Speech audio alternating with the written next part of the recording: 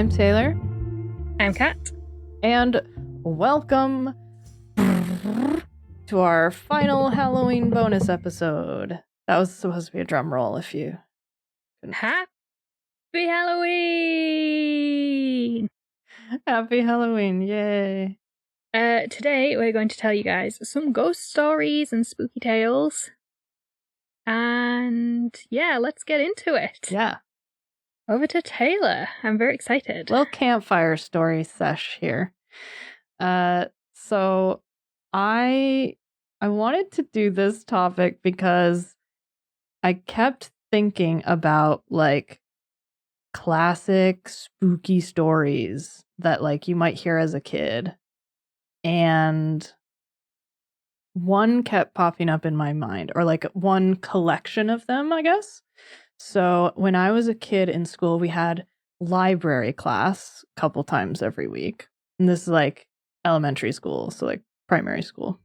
And the librarian, Mrs. Webb, would read us stories of like occasionally. We also learned how to use encyclopedias, which is hilarious when you think about it now, but I fucking love encyclopedias. They're the I found best. my childhood encyclopedias last year. oh, And I kept almost all of them. Some of them went to a charity shop, but yeah. they're the kept best. most of them. Yeah. So like we would do that and we'd do like science fair projects in library, but also a lot of it was just like getting read stories too. And come Halloween, Mrs. Webb would always read from the venerated classic scary story selection, Scary Stories to Tell in the Dark. Nice. By Alvin Schwartz. So these are like scary stories that are like probably sort of urban legends, have been collected over time. There's a bunch of different versions of them. So I figured I would read two because they're kind of short. This first one I actually don't remember from when I was a kid, but I thought it was a good one. And then the second one is like the scary story from my childhood. So let's do it. So the first story is called The Haunted House. Ooh. Yeah, it's very appropriate. Yeah, I'm just going to read it. So, and we'll put a link to the book in the show notes if you want to go buy it. And it's a collection. There's like 3 of them. There's like Scary Stories to Tell in the Dark, even more scary stories, that kind of thing. So we'll get you set up, guys. Don't worry. Okay. The Haunted House. One time, a preacher went to see if he could put a haunt to rest at a house in his settlement. The house had been haunted for about 10 years. Several people had tried to stay there all night. They always would get scared out by the haunt. Guessing that means like spirit or something. So this preacher took his Bible and went to the house. Went on in, built himself a good fire and lit a lamp. Sat there reading the Bible. Then just before midnight, he heard something start up in the cellar. Walking back and forth, back and forth. Then it sounded like somebody was trying to scream and got choked off. Oh. Ugh.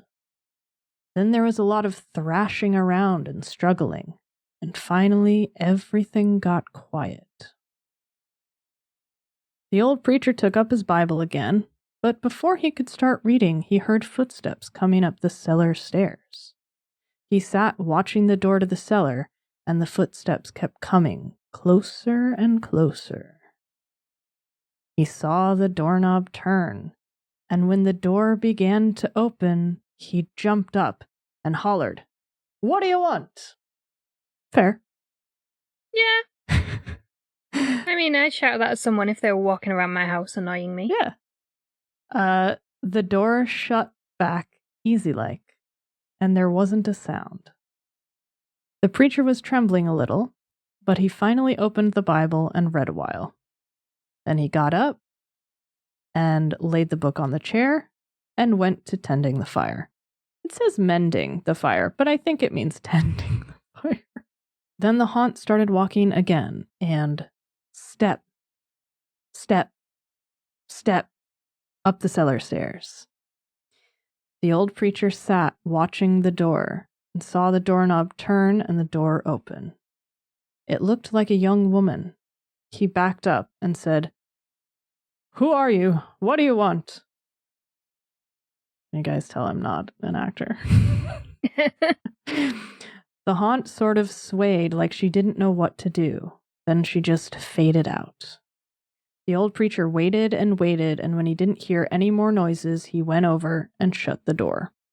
He was sweating and trembling all over, but he was a brave man, and he thought he'd be able to see it through. So he turned his chair to where he could watch, and he sat down and waited. It wasn't long before he heard the haunt start up again, slowly. Step, step, step, step. Closer and closer. Step, step. And it was right at the door. The preacher stood up and held his Bible out before him. Then the knob slowly turned and the door opened wide. This time the preacher spoke, quiet-like. He said, "In the name of the Father, the Son, and the Holy Ghost, who are you and what do you want?" The haunt came right across the room, straight to him, and took hold of his coat. It was a young woman, about 20 years old. Her hair was torn and tangled, and the flesh was dropping off her face so he could see the bones and parts of her teeth. She had no eyeballs, but there was a sort of blue light way back in her eye sockets, and she had no nose to her face. I mean, this is just harsh on this poor woman. I know, like, she's had a rough day. She's clearly not having the best day. Yeah, like, rude. Then she started talking. It sounded like her voice was coming and going with the wind blowing it. She told how her lover had killed her for her money and buried her in the cellar. She said if the preacher would dig up her bones and bury her properly, she could rest. Then she told him to take the end joint of the little finger from her left hand and to lay it in the collection plate at the next church meeting, and he'd find out who had murdered her. Obviously, that's how it works. What the fuck? This was read to small school children. Yeah. And she said, "If you come back here once more after that, you'll hear my voice at midnight, and I'll tell you where my money is hid, and you can give it to the church." It's very altruistic. Yeah. The haunt sobbed like she was tired, and she snuck down towards the floor. Oh, and she sunk down towards the floor and was gone. The preacher found her bones and buried them in the graveyard. The next Sunday, the preacher put the finger bone in the collection plate, and when a certain man happened to touch it, it stuck to his hand. Yeah. The man jumped up and rubbed and scraped and tore at that bone, trying to get it off. Then he went to screaming like he was going crazy. Well, he confessed to the murder, and they took him to jail. Just love that phrasing. After the man was hung, the preacher went back to that house one midnight, and the haunt's voice told him to dig under the hearthrug. He did, and he found a big sack of money. And where the haunt had held on to his coat, the print of those bony fingers was burned right into the cloth. It never did come out. That's it. I'm going to dig under the hearth in our living room. We've got an open fire. There's always money under the hearth. There's always money in the banana stand. I mean, in the hearth. No, yeah. That's wild. It's a very kind of classic sort of story, though. The bones needing to be being killed and murdered and hid under the floorboards and needing to be reinterred so you can be at peace. Yeah. I like that. It's wildly inappropriate for 6-year-olds. It sure is. I don't know if we ever got that one told to us, but I just saw it. All these have quite striking and spooky illustrations. So there is an illustration of that lovely description of her face, which caught my eye. Poor woman. Sorry. Like she's had a rough go of it. She's been buried in the cellar, and telling everyone what a bad face day she's having. I know, that's just rude. It really is. But yeah, I liked that one. And now, the next one. The piece de resistance. The spooky story that I remember scaring the ever-loving crap out of me as a child. So, we'll have to see how scary it actually is for adults, because okay, it terrified me. I'm ready. So, this one's called The Hook. Donald and Sarah went to the movies. Then they went for a ride in Donald's car. They parked up on a hill at the edge of town. From there, they could see the lights up and down the valley. Donald turned on the radio and found some music, but an announcer broke in with a news bulletin. A murderer had escaped from the state prison. He was armed with a knife and was headed south on foot. His left hand was missing. In its place, he wore a hook. Let's roll up the windows and lock the doors, said Sarah. That's a good idea, said Donald.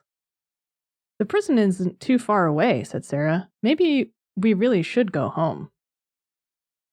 But it's only 10 o'clock, said Donald. I don't care what time it is, she said. I want to go home. Look, Sarah, said Donald. He's not going to climb all the way up here. Why would he do that? Even if he did, all the doors are locked. How could he get in? So basically, no, I'm not liking this Donald character. I know. Basically, Donald just wants some lovin' at Lover's Lane. He doesn't. This is basically about abstinence, isn't it? Yeah. This is why you were taught it as small children. Maybe. Yeah. How could he get in? Donald, he could take that hook and break through a window and open a door, she said. I'm scared. I want to go home. Donald was annoyed. I don't remember this part. Girls are always afraid of something, he said. As he started the car, Sarah thought she heard someone or something scratching at her door. Did you hear that? She said as they roared away. It sounded like somebody was trying to get in. Oh, sure, said Donald. Soon they got to her house. Would you like to come in and have some cocoa? She said.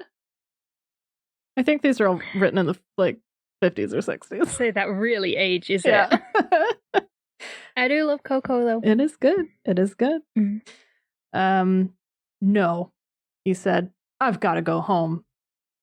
So he's pissed he didn't get any. Dude. He went around to the other side of the car to let her out. Hanging on the door handle was a hook. That's it. Oh, is that it? Yeah. I really like that. Right? Just I don't know what it is about that. I've heard different versions of that over the years. I mean, it's the Zodiac. Yeah. Texarkana. Phantom. All, pretty much every slasher film. Yeah. No, totally. I really like that. Yeah. So that was, I don't know, just something about scratching, light scratch. Because if you're in the, parking in the woods or something or driving through the woods, branches scratch the car windows. Yeah. It can be kind of scary, but and there's a fucking hook. Also, that poor murderer walking around without an extra hand. I know. So rude. So yeah. That's what kept me up at night as a child.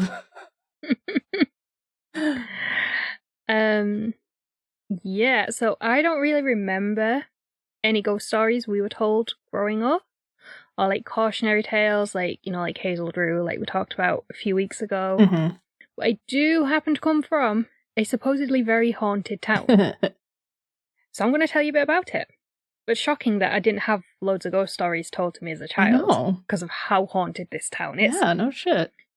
So I'm from just outside of Whitby in North Yorkshire in northeast England. I think I've probably mentioned it before. I know everyone knows I'm from northeast England. Yeah.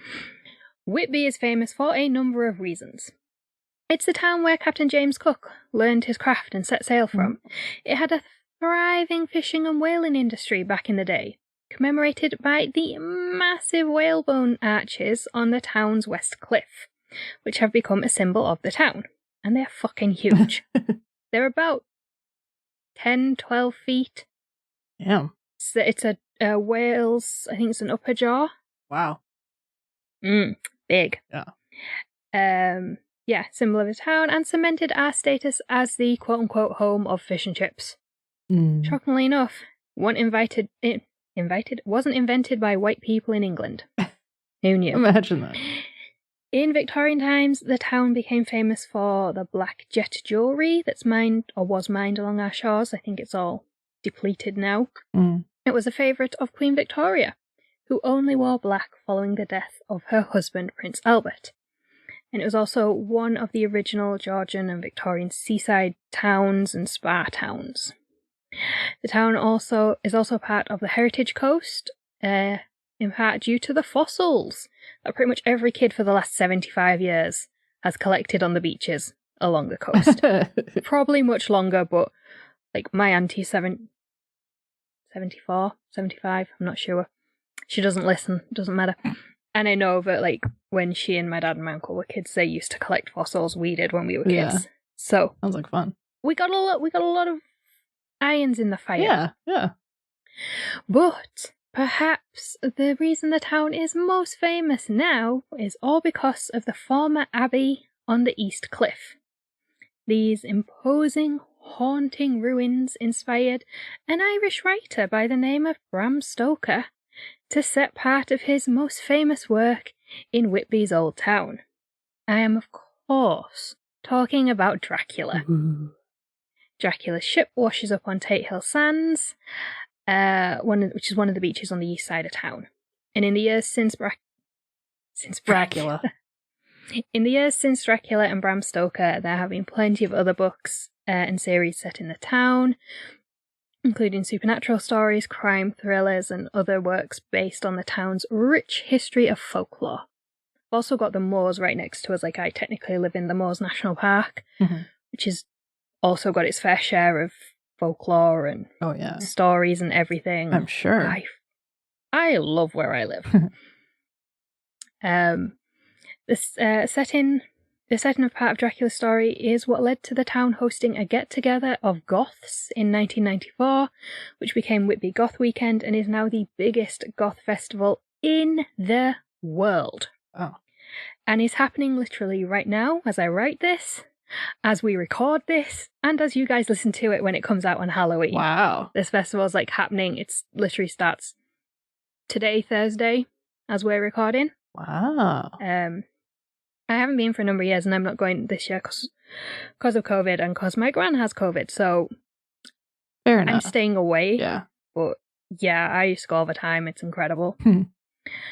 So, with all that in mind, I'm going to tell you some of the ghost stories behind my hometown that I don't remember from my childhood. I looked them up online, and as I was reading them, they started to sound a bit familiar, but I don't remember. Yeah. Being told them, like, in a class. Yeah. In, like, a library class being What? You didn't have, scared. like, terribly horrific stories read to you when you were 6 years old? Not that I remember. You're really missing out. You're clearly... I mean, there was I think, like, quicksand featured heavily. Yeah. Because that seems to be a thing all kids are taught about. It is. What the hell? So... yeah, the first story is the Barggeist, or Barggeist. And this is found throughout sort of northeastern English folklore. And it's kind of our version of like a hellhound. Oh. The name literally translates to town ghost, according to Northern Old English. Although some translate it as bear ghost or mountain ghost from the German, because when you look at it spelt out, it can be translated straight from German. Legends go that the Barggeist or Barggeist is a large black dog with red eyes who hides in snickleways, which are side alleys, Okay. So Snickleways, we don't really say. They say that in York, which is an hour away from me, but I just love Snickleways. Like, I've never heard of a Snickleway before. No. It's a very specific geographic reference. I like it. I'm going to start using that. Yeah, so this is a big black dog that hides in side alleys, or Snickleways, as I hope everyone is going to start saying. Yes. He is an omen of death. He's always referred to as he. An omen of death. Some say that he preys on lone travellers. Others say that he haunts those who will soon die, or those who are dying, visible only to them and nobody else. Oh. Before appearing, those soon to die hear the sounds of rattling chains, as well as snarling and howling. But obviously can't see him yet. Oh, good. Other versions of his story claim that he will lay across the threshold of the home of a person who will soon die. The Berggeist is also unable to cross water, much like a vampire. Although there's no stories of him like drinking blood or being nocturnal or anything else in like the vampire lore. It's just the crossing of water. Berggeist is found all over the northeast of England, most notably York, Leeds, Durham, and the limestone gorges of the Yorkshire Dales. And of course, the old alleyways in Whitby. Oh, I would not want to come across that particular pooch. Thank you very much. No. I can see how all these stories come from, because middle of winter, dark, cold, misty, because we get a lot of fog being right on the east, obviously being a coastal region. It's like, I can see how all these stories appear. Oh, yeah. It's a very spooky town. Yeah, it sounds like, it's like sort of the prime environment for this kind of stuff. Yeah. So as well as hellhounds, we also have plenty of ghosts, as you would expect from an old spooky town. As well you should. Yeah. And one of the most famous is the Oyster Man. Oh. So before oysters became like an expensive aphrodisiac food, they were very cheap and very common, especially in like coastal areas and fishing ports. Whitby is both, where they can be caught in abundance or imported in abundance, either way. And Whitby used to be a massive fishing port. Not so much now, it's very small local fishing, but it used to be fucking busy. Many, many, many years ago, I don't know when this story is from, you should know that it's a very old story. A poor old man known as the Oyster Man of Whitby went from pub to pub, and we have many pubs in the town, selling oysters to make a few bob. He went into one pub called the Golden Lion Inn, which is halfway up Golden Lion Bank. Appropriate. I have been in many years ago. Never been sober when I've started in there, so I couldn't tell you what it's like these days anyway. So he went in trying to sell his oysters to the patrons. He would shout, "Oysters alive-o!" when he entered, and usually people would rush to get some cheap grub. Hey, I would. I love an oyster. I hate seafood. Ugh. I really am. That's the thing, like, everyone's obsessed with, like, eating fish and chips in Whitby, and I'm just like, nope, battered sausage all the way. That's fair. It's also a good choice. But this particular night, a man named John Smith, very generic name, also the name of, like, a big Yorkshire brewery. John Smith. Oh, not a brewery, a beer that comes from a Yorkshire brewery, so... I only found one source that used the name John Smith, so might not have been his real name. It might have just been ascribed to him over the years. Yeah. So John Smith was in Golden Lion Inn, and he was looking for a fight. Oysterman was his unfortunate target. Aww. After selling some of his oysters and enduring the insults and abuse from John Smith, the Oysterman packed up his little basket to leave the pub, but before he left, he returned a few insults of his own, which angered John Smith even more. So Smith grabbed the oyster basket from the man and threw it on the fire, threatening to throw the small elderly man on the fire after them. Oh, crap. Just rude. Yeah. The oysterman took out a small knife he used for opening the oysters and stabbed John Smith just the once. Somehow he managed to pierce Smith's heart with the tiny blade, killing the much bigger, younger man.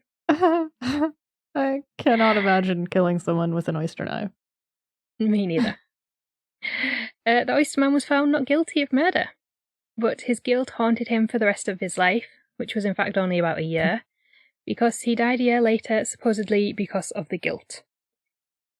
Until he died, he continued to sell his oysters at the pubs around town, but avoided the Golden Lion.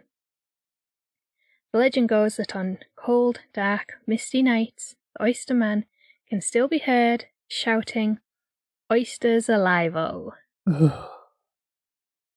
I like it. Feisty little oyster seller. Yeah.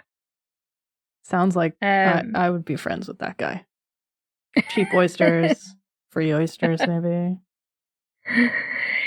Yeah, so those are like my two favorite kind of spooky tales from my hometown. So Whitby and it's the surrounding North York Moors National Park has many, many, many, many, many ghost stories, and I could fill a whole year's worth of episodes telling you all of them. But if I offer to do that, Taylor will cry. So instead, I shall leave you with a special honourable mention in keeping with our recent theme of maritime/nautical cases. And that is the ghost of the Western Lighthouse, or the West Lighthouse, called both at times. So there's two main piers in Whitby, one either side of the harbour mouth, east and west, and they obviously mark the entrance into the town. From the sea, each one has a lighthouse. Now the lighthouses are no longer operational. There is a lighthouse further round the cliff away, which you can't see from the town. But you can visit the West Lighthouse. The East Lighthouse and pier are in like quite bad states of repair and currently being restored. They have linked up the stone pier to the extension, which so there's the stone piers and then there's a little little bridge onto an extension that's also stone. The link for the East Pier, at least 30 years hasn't been there because I've never seen it and I've never walked on it. They've finally restored it. Well done, well done. Yeah, but the west one you can visit and walk along the pier. Nice. So when the lighthouses were in regular use, one night, many years ago, during a huge storm, a keeper noticed that the light wasn't lit in the West Lighthouse. So he went down to the lighthouse to light the lamp. These are very small lighthouses. They're not like the big remote ones like the Flannan Isles one we talked about, like where the keepers live in the building. So these are very tiny ones. The keepers just live nearby. This stormy night, a keeper set off to light the lamp, battling torrential wind and rain. However, when he climbed the steps up to the lamp and lit the lamp, he dripped water all over the steps from his coat and his shoes and his hat. Oh. And when he began his descent back down to the ground, he slipped. Uh-oh. Yeah. The story goes that he hit every single step on his way down. By the time he hit the ground, he was dead. I mean, yeah. I'd be dead if I hit them all, too. Yeah. The keeper supposedly haunts the lighthouse. And as I say, visitors can go and look around. It's something I've never done because you don't do these things when you live somewhere. But you're coming to visit me at some point, so we will go and do all this stuff. I'm going to have to see the lighthouse ghost. Yeah. So visitors have reported seeing the ghost of this keeper just on the floor, just laid out. And others have reported seeing him near the lamp on dark and stormy nights. Ooh. Nice. That is my whistle-stop tour of Whitby ghosts. I like it. Those are like very good, like classic, fog rolling in, sort of. Yeah. Really, I like them. Sort of Dickensian almost, like. Yeah. Yeah. Yeah, and I think because of like the history of like Dracula and Bram Stoker and everything, all these old folklore stories, everyone kind of like positions them around sort of a late Victorian period. Yeah, totally. Like turn of the 19th century. 20th century. 19th into 20th. I knew what I meant. So I think like we tend to position them there because that's like Dracula is like the biggest kind of thing we have now. Yeah. There's like so much history in the town, like everywhere, but just Whitby really attracts the macabre. Yeah. But yeah, I think because of like the Dracula connection, we tend to like sort of position everything as being around the same time period. Yeah, which is like traditionally a pretty spooky fucking time period. Yeah. So it works. Mm. So yeah. I like it. I'm glad. Yeah. I hope everyone else does as well. I'm gonna have to read up more about these bar guests. I love these. The links I've put in, they've got some more ghost stories from around Whitby, so you can read some more. Yeah. Should you wish to. Yeah. It's just a little fun, spooky story session, you know. Yeah. If you're looking for something scary this Halloween. Yeah. And if you like these kind of things, tell us, because like I say, at some point Taylor is coming to visit and we can do some more of these things around like Whitby and the moors and stuff, because it like, I love it because it's where I'm from, but I do think it's a really spooky area and all that, so I'll stop bumming up my hometown. So no, it's definitely really cool. Like now I have to try to see if I can figure out any ghost stories from like where I'm from. I feel like the towns I'm from are like too small. I know we talked about it a little bit in one of the like, I think in the Hazel Drew episode. Yeah, and you've also got like the New England Vampire as well. Yeah, which obviously is that was Rhode Island though, wasn't it? Massey Brown, but I think there's a lot. I think there's probably a lot in Boston. So I was just gonna say the fucking witch trials. Yeah. I mean, yeah, like but yeah. So yeah, and we had to really sort of limit ourselves, otherwise we would have talked a lot longer. Yes. And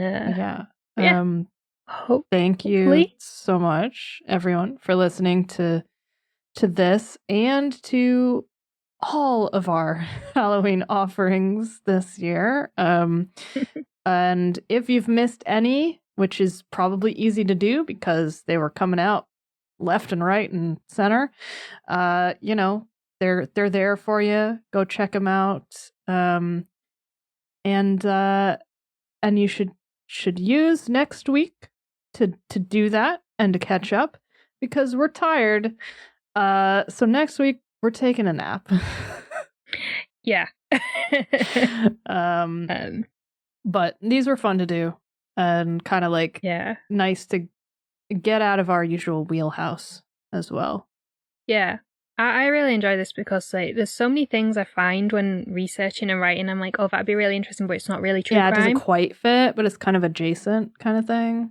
Yeah, so I like having this month to shoehorn everything in. Yeah, exactly. If you guys ever have like a ghost story or something you want us to tell, we could do that as a bonus episode or something on Patreon. So let us know. Yeah. And until then, we will see you again on November 10th with, can you believe it, episode 90. And you know what that means? Scotland! We're going north of the border again. Yay, Scotland! So yeah. And it's a cool one. You'll like it. Yes. Look forward to it. And we'll see y'all then. Yeah. Thanks, guys. Thank you so much for listening. We'll see you then. Happy Halloween. Bye. Bye. Happy Halloween.